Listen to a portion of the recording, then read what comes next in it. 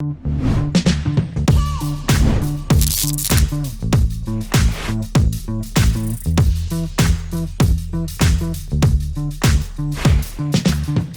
going on, everybody? My name is Statik, and this is the Statik Sessions. Today, we're going to be breaking down the Prophecy track questions. So, we're going to be bouncing in and out of a couple of projects because this was made, the beat was made a while ago, and it was on one computer, and then I moved it to another computer, and then sent it over to Prophecy to kind of work on and add to it because he's an amazing keyboardist. So, he had his own thing that he wanted to add to it. He added some stuff, and then we brought it in for the final mix and breakdown. We did a couple of trials where he came down, and then we recorded like ideas of the song. That I don't have those takes anymore. As you can tell, it says sample offline. I wish it was still here. I could show you guys, but I don't know where those files are. But I'm pretty sure Prophecy probably wouldn't want me to show you guys anyways because they probably aren't the best in key type files. But whatever, it is what it is. I'll show you guys what we had, where we went, and where we went to. So I went on Splice, and I found this loop, which was kind of cool.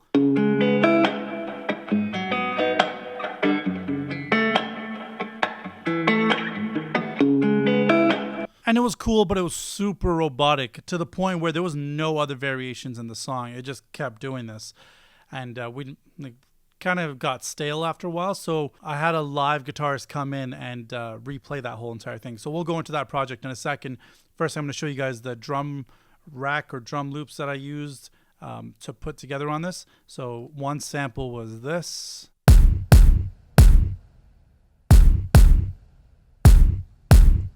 Very Timbaland type of sound, very open, large with some hi-hat type of high-end, whatever it is. Sounded really cool. Needed that thump. That was nice. Not too much of a thump, but it had like the high-end type kick.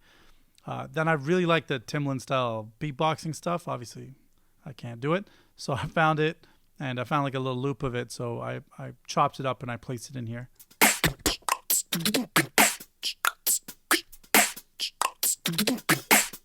That's that, and then snares.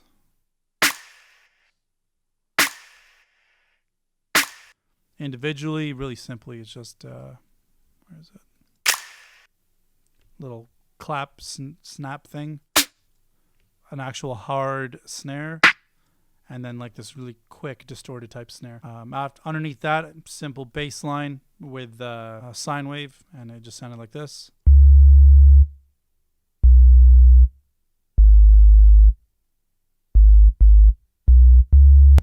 And then together it just sounds like.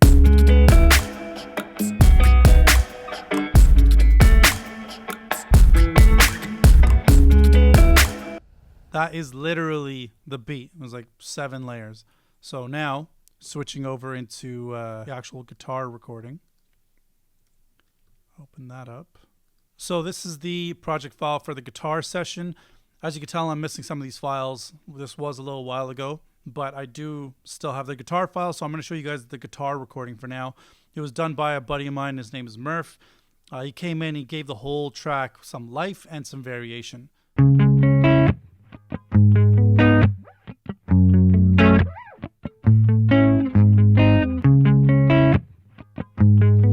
I love that. And then over here,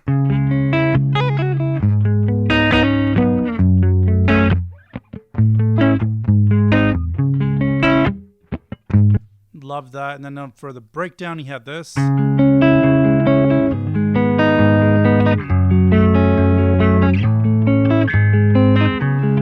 He's just a really good player. So he brought the whole track back to life, something that we could use. After that, I sent this whole track off to Prophecy. I gave him all the layers and stuff like that.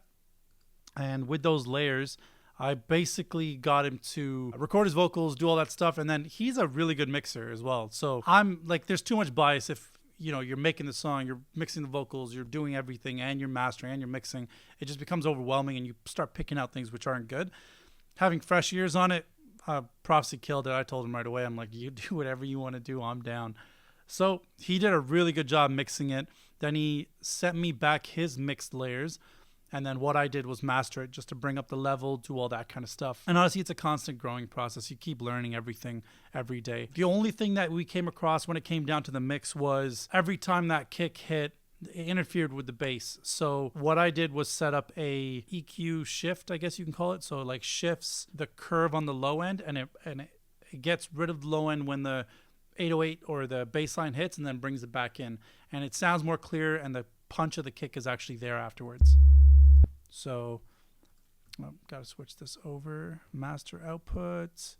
Again, I wish I could show you guys with the outboard gear, but it's really tough with the routing. Again, I'm sure it's easy for some people, but for me, I'm not I got my stuff set out the way it is. So now if I play these two, kick and bass,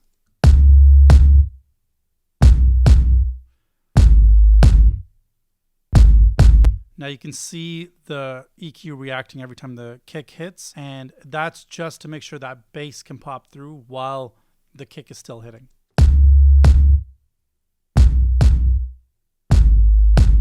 And it's honestly easy to do. It sounds really good.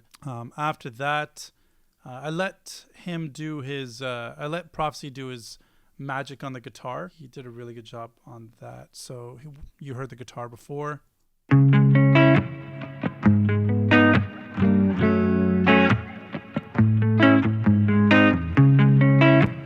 Really nice the way he did that. It was super cool. And then we added some crashes in there, and he had some other stuff in the music as well.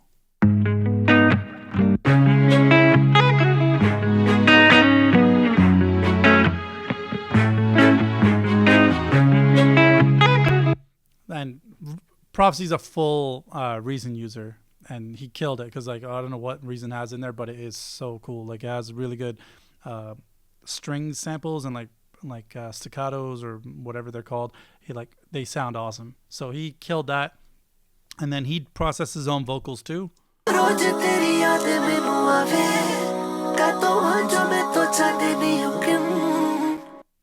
Backing vocals, harmonies, they sound fire, and then his main vocals are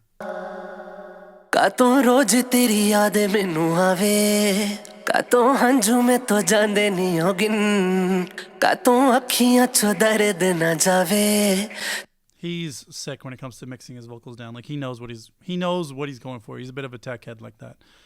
And that's it. Put that whole track together. I didn't do much to it when it came down to the bare end mixing mastering. All I did was gotta get rid of that. Add some Renaissance acts on it just to bring out the bass a bit. You saw what I did with the kick. Didn't touch those, didn't touch that, didn't touch the music. Vocals, a little bit of high end, and nothing on the back end or the backing vocals. Now it came down to mastering. I did a lot of width on this, so I added about 3 dB, whatever that equates to, of width. Added some fab filters to get rid of the high and low end, plus did some mid-side EQing. Mid-side EQing, again, it just, if you've been watching my past videos, you already know, but if you don't, it just creates the information underneath a certain frequency, all mono, which is needed. Then I added a Chandler Effects EQ, and I brought down a little bit of this, I wouldn't say boxiness, it's more like a low-mid thing.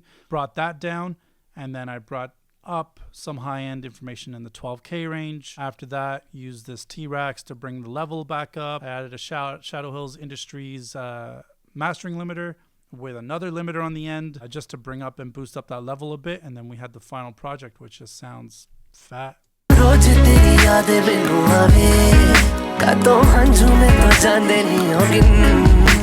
And that is it. That is the entire breakdown of Prophecy's questions. It's really simple.